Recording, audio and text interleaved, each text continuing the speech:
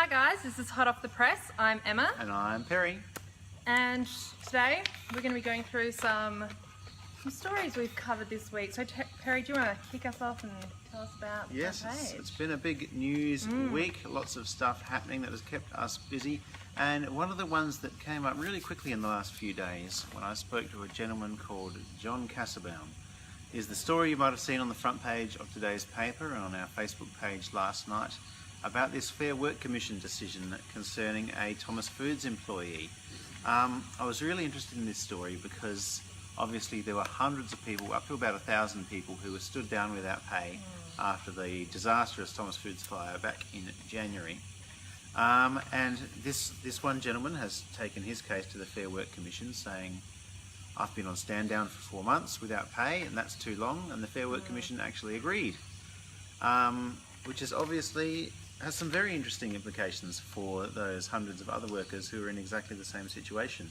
Many are now working up at TFI Lobethal or in Adelaide or different places around the place, but it will still be very interesting to see whether anything comes out of this particular case and whether anyone else goes to the Fair Work Commission about what's happened to them over the past 6 or 7 months. So what are the next steps from here? Will they be getting any compensation or...? Yeah, so this one lab technician who went to the commission, he has got, basically he's got his redundancy, which he argued that he was owed all along.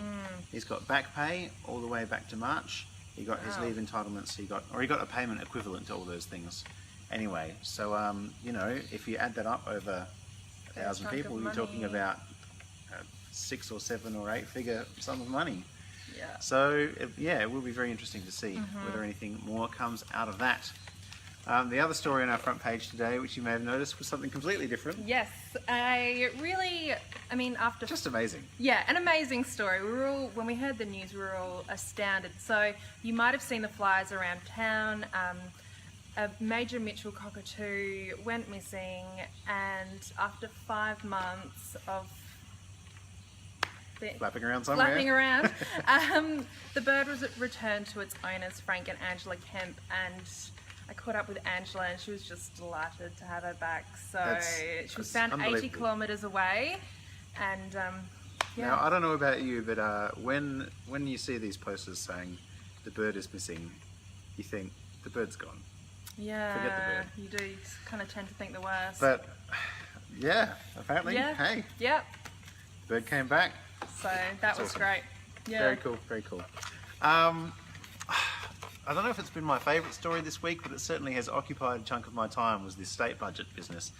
Now, so I went down to the lockup in Adelaide. They do a lockup for journalists. You go in for a few hours and you get to look at the budget and talk to the treasurer, and then at 3 o'clock you can publish, and everyone publishes at the same time. All very fair and equitable mostly.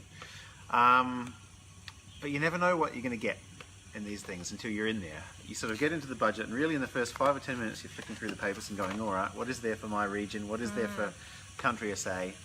And it was wonderful, amazing to see that we've got the funding for the emergency department at Murray-Bridge Hospital. The whole funding, or...? So it'll be over 3 years. There's $1.5 million this year, and there'll be the rest of the $7 million over the next 2 years. So how's the work going to be carried out with that funding as it comes over the years? It's going to be a complex project, as Adrian Pedrick, the state MP, was explaining to me yesterday, I think it was.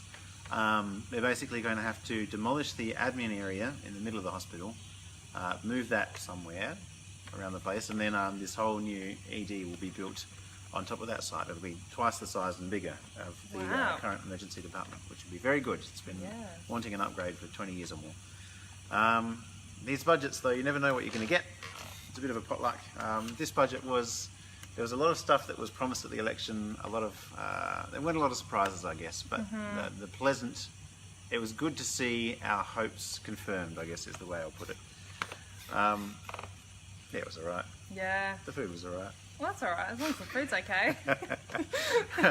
Now, we've got some sporting events coming up this weekend. Finals are in full swing. Woohoo! So we've got an action-packed weekend of sport. So we've got the Mallee Footy Grand Final on Saturday, and then we've got...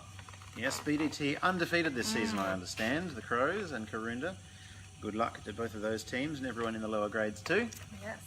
And we've got Manaman Imps, Meningie versus Maipo and netball.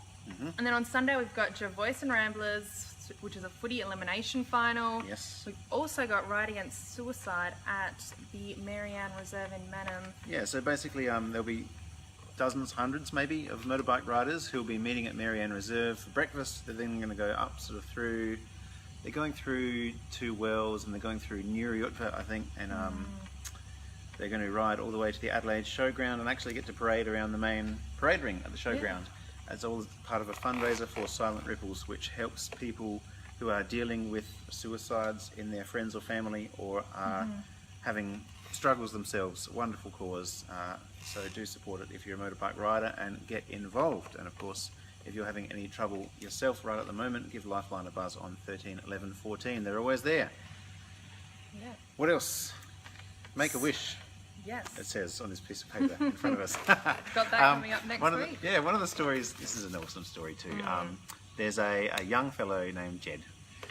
Jed has had a rough time of it in his young life. He's about 8 or 9 now, but since he was 3, he's been dealing with some pretty serious medical issues. The family's from Goolwa, but they also have some land at Cambrai. Yeah.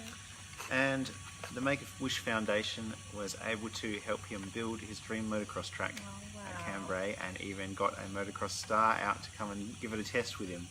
I spoke to his mum yesterday, and I'll be writing up that story in the next day or so. Really, really cool to hear about.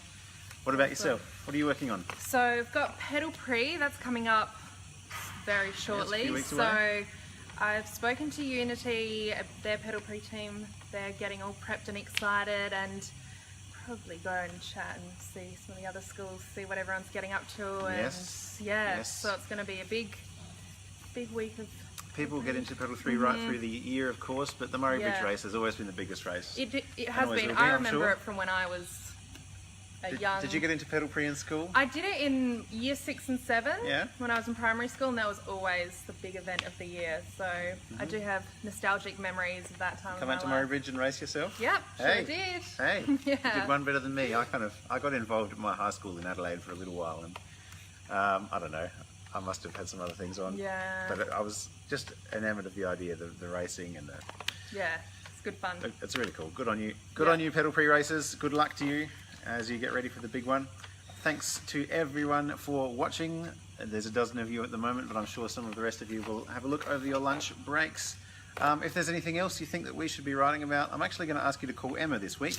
Yep. I'll be on leave next week. I'm taking a trip with the family, but give Emma a buzz, 8532 8000. You'll find her right here on Adelaide Road in Murray Bridge. And keep your eyes out for all these stories we've talked about at murrayvalleystandard.com.au. You know all about that stuff anyway. Have yourselves a lovely Thursday.